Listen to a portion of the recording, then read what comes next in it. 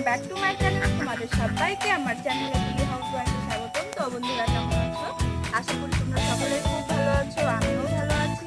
তো বন্ধুরা আজকে আমরা যাচ্ছি ফিরা রথে, মানে উল্টা রথে যাচ্ছি।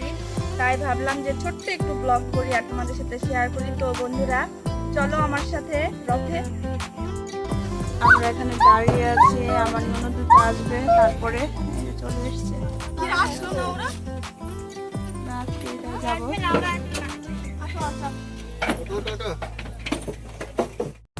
তো মেলায় চলে এসেছি, দেখো আজ বিকাল থাকতে থাকতে চলে এসেছি মেলা দেখার জন্য। আর আমার দেওরটাও আমাকে বললো যে আমি বৌদি মেলায় যাব না, আর এসেই হাজির। তাই ওকে অনেক কথা আমি শুনিয়ে দিলাম। তো বললো যে দেখো বৌদি আমরা এসেছি, আমি ঠিক করেছো, ভালো করেছো, ভালো হয়েছে বললাম। বৌদি রেগে গিয়েছে উপরে। তো মেলায় এসে দেওরকে দেখলাম যে ও অলরেডি মেলায় এসে গেছে, তাই ওকে আমি যা না তাই বললাম। আর এখানে গলা ভেজানোর একটু আয়োজন আছে, তাই আমরা সকলে একটু শরবত খেয়ে নেব।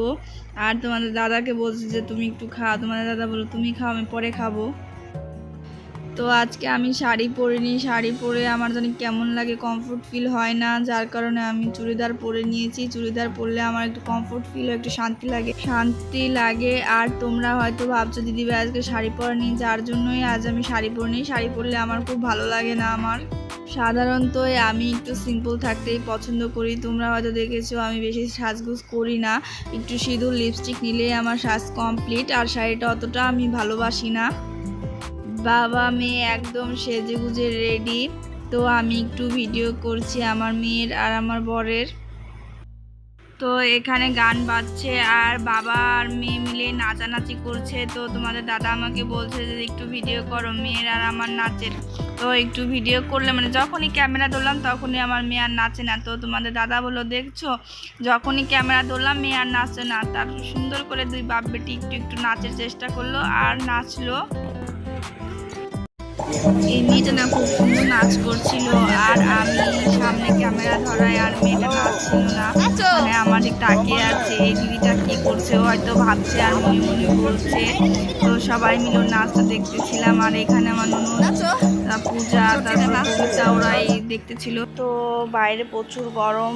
তোমাদের দাদাকে বললাম মনিকে নিয়ে ফ্যানের নিচে গিয়ে বসো, কিছুতে তোমাদের দাদা বসবে না। আর এখানে দিয়ে রথ মানে ঘুরে এদিক দিয়ে রথ আসছে, আর সবাই মিলে দেখো চোখ তুলছে, ভিডিও করছে। তো আমি একটু ভিডিও করলাম। আর আমি এবার রথে দড়ি ঘুরেছিলাম, গৌরবাদ পারিনি। তো এই ভিড়ের মধ্যে আর যাইনি আমি। তোমরা কে কে সকলেই বলবে যে কে কে রথের দড়ি টেনেছো। আর হিন্দু ধর্ম মতে রথের দড়ি টানা মঙ্গলজনক, ভালো। তো দেখো আর এখানে সবাই খুব নাচ করছে আর মানে রথের দড়ি টানছে।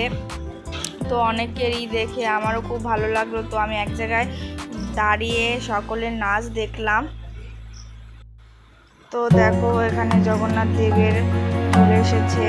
তো রথ সবগুলোই মিলে তোমাদের দাদা ওখানে গিয়েছে, আমি বললাম যে না যেও না।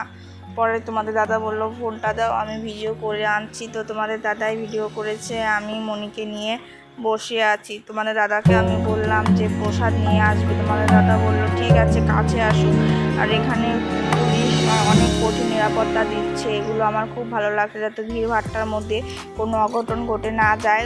প্রচুর ময়নাতে এবার আমি খুব মানে এই 2-3 বার দেখেছি, আজ এবারের মতো এত ভিড় হয়নি। তো এখানে অনেক ভিড় হওয়া সত্ত্বেও পুলিশ অনেক নিরাপত্তা দিচ্ছে, এটাই ভালো লাগছে। যাওয়ার পরে তোমাদের দাদা বললো ঠিক আছে আমি মনির জন্য প্রসাদ নিয়ে আসবো। তো প্রসাদ এনে তারপরে মনিকে খাইয়ে দেবো, আমিও খাবো। তো দেখো খুবই ভালো লাগছে। আর প্রায় মনে করো এবার রথে অনেকেই মারা গিয়েছে অনেক জায়গায়, আমাদের এখানে সেমন দুর্ঘটনা হয়নি। 2-1 জন মাথা ঘুরে পড়ে গিয়েছিল, এই সমস্যা।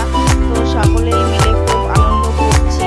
এই উল্টা রথে আসতে পারবো মানে ভাবতেও পারিনি। মানে দাদা প্রথম রথে গেলে মানে ফিরে রথেও যেতে হয়, যার কারণে আমি ছটাফট রেডি হয়ে নিলাম। তো সকলেই ভিডিও করছে, আমার মতো ছোটো ছোটো অনেক ইউটিউবার আছে, যার মানে ভিডিও করা দেখে আমি উৎসাহ পেয়েছি আর মনে একটু সাহসও পেয়েছি যে না আমি একজন ইউটিউবার। তো এখানে বসে আছি, রথযাত্রা মহোৎসব এখানে বসে আছি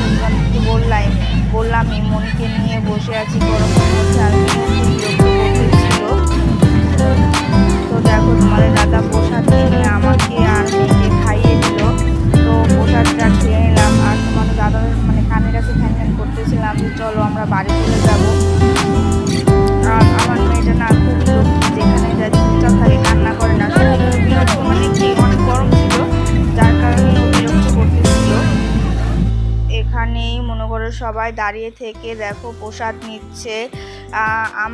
আমি নিতে পারিনি, তোমরা তো দেখলেই। তোমাদের দাদা আমাকে প্রসাদ এমনকি খাইয়ে দিল। যাক, এখানে তোমাদের দাদা গেল, প্রণাম করলো।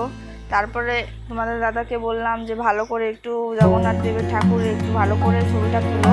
তো এখন আমরা দেখেই কিছুক্ষণ থেকেই তারপরে বাড়ি চলে যাবো, কারণ ছোট বাচ্চা নিয়ে এসেছি, তোমরা তো বুঝোই ছোট বাচ্চা নিয়ে আসা কত বিপদ। যাই হোক, আমার মেয়েটা তো শান্ত, যার কারণে কোনো প্রবলেম হয় না আমাদের কোথাও যেতে। তো আমি প্রায়শই মেলায় গেলে আখের রস খাই। তোমাদের দাদা বলে যে শরীরের জন্য এটা আখের রসটা ভালো, আখের রস খেয়ে নিব।